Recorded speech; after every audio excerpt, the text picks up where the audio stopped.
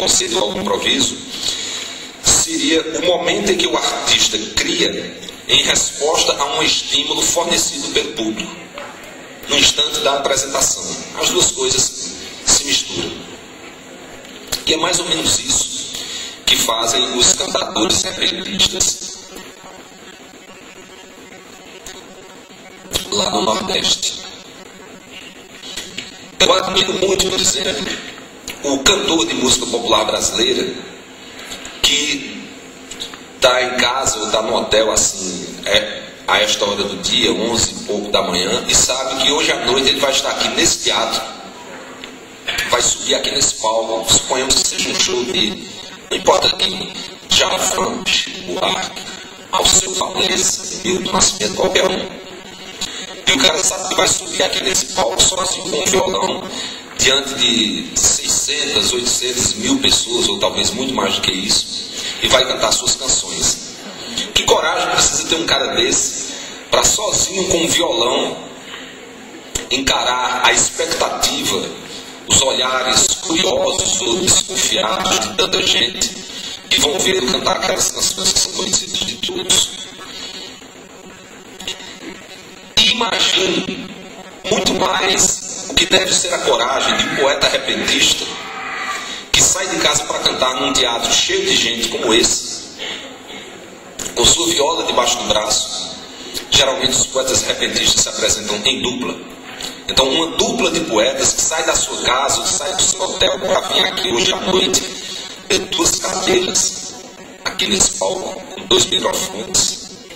E eles sentam com suas violas, olham para a plateia e começam a cantar sem saber ainda o que vão estar cantando nos minutos seguintes, porque tudo vai ser improvisado de acordo com o momento. Isso é uma forma distinta de arte.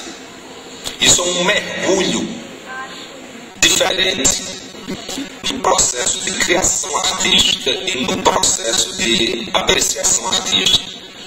O sujeito que faz isso é um jeito, para mim, extremamente corajoso. Você saber que vai sentar aqui e cantar, sei lá, a banda, o Leolá, a Construção, Pedro Pedreiro, aquelas outras coisas que o sujeito canta há mais de 20 anos e Chico Buarque ainda fica nervoso, vejam só. Ele canta a música há mais de 30 anos e ainda fica nervoso quando vai cantar de novo. Imagina se o cara dissesse, Chico, você vai ter que fazer a música na hora. Os violeiros fazem isso, mas eles fazem porque eles têm duas coisas. Eles têm ciência e arte. O que é a ciência, no caso? A ciência, para o improvisador, é aquele conjunto de conhecimentos, aquele conjunto de práticas, de técnicas e aquele repertório de soluções que ele vai assimilando ao longo da vida. Não é um cara qualquer que faz isso. Sair de casa com a viola debaixo do braço para sentar aqui na frente de uma plateia e começar a improvisar versos.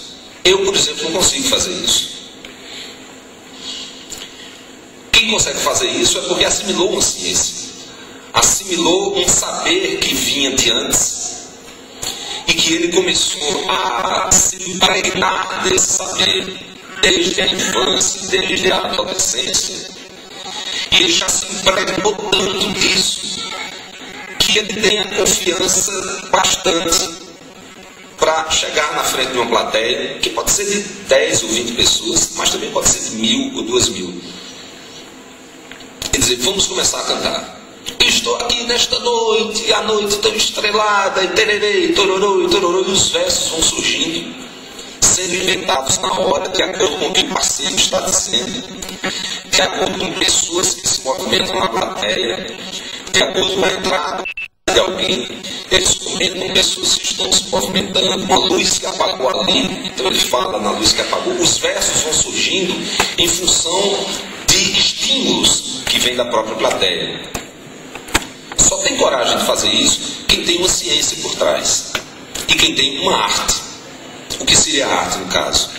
Eu chamo a arte aquele dom, aquele talento, aquela fagulha criativa que faz com que você se destaque em qualquer atividade. Você pode ser um artista que tem somente a ciência. Aí estão os conservatórios, as escolas de teatro, as faculdades de letras, para fornecer ciência a todo mundo. Mas no estudo formal, no treinamento, só se fornece ciência. Não se fornece arte, não se fornece talento, não se fornece essa faísca criativa que faz os grandes, os bons, os artistas mais significativos. Você pode estudar, você pode aprender tudo que foi feito antes, você pode encher as suas algibeiras, os seus bolsos de truques e de soluções.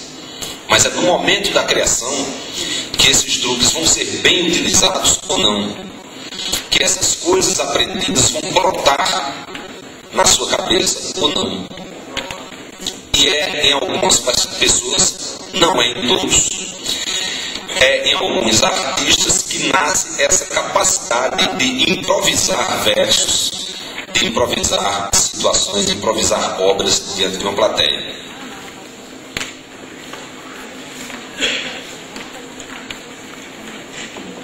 Nós vivemos dentro de uma cultura que durante os últimos séculos, a nossa cultura oficial, e digo nossa no sentido do hemisfério ocidental, a cultura que nós herdamos da Europa, que é a grande fonte de cultura para todos nós, é um tipo de cultura que privilegiava a obra pronta, a obra acabada, a obra elevada, a obra perfeita, uma obra que se distinguia da vida. Por quê? Porque a vida é uma coisa frouxa, uma coisa solta, uma coisa que está correndo o tempo todo desorganizadamente, aos entrechoques, aos borbotões, de uma maneira desorganizada. A vida é toda de improviso. A vida é um improviso, a gente improvisa o tempo todo. Cada um de vocês, quando acorda de manhã, quando começa a conversar com as pessoas, está improvisando. Todo mundo fala de improviso. Alguém aqui, quando vai conversar com os amigos, fica lendo falas previamente escritas. Olá, fulano, tudo bem? Como você tem passado? Ninguém faz isso, a gente improvisa o tempo inteiro. Nossa vida é um improvisar constante. Nós improvisamos na nossa fala. Nós improvisamos quando estamos diante de uma situação difícil, um acidente, uma doença, um problema inesperado. Nós somos forçados a improvisar. A gente não tinha previsto aquilo. Improviso é o mesmo que imprevisto. Uma coisa que não se pôde prever, uma coisa que não se pôde planejar, uma coisa que não deu tempo preparar para exibir pronto, perfeito, maravilha, sem erro, sem defeito, alguma coisa impecável. Então a vida é de improviso. A vida é feita de tentativas e erros o tempo inteiro, e talvez por isso nos seduza tanto a impressão de ordem que a arte nos dá. Quando a gente bate o olho num filme, num romance, num quadro, num mural, uma sinfonia, e assim por diante, tudo ali é perfeito. A gente tem aquela sensação impressionante de que cada pedacinho daquele está no devido lugar, de que tudo aquilo se relaciona, de que se foi uma história que nós vimos, um filme, um romance, uma peça de teatro, aquelas coisas que nós estamos vendo no final tinha a ver com o que foi preparado no início, está tudo amarradinho, está tudo bem feito. Então isso nos dá a impressão de estarmos sendo transpostos para um nível superior de realidade, onde tudo dá certo, onde tudo foi orquestrado, onde tudo tem espaço, tem lugar, e tem função, e tem significado e sentido.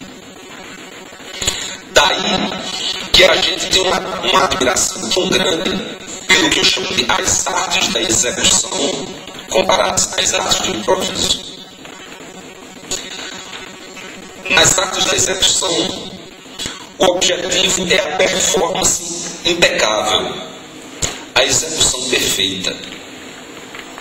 Pensem, por exemplo, num concerto de música sinfônica. E pensem, por exemplo, num número de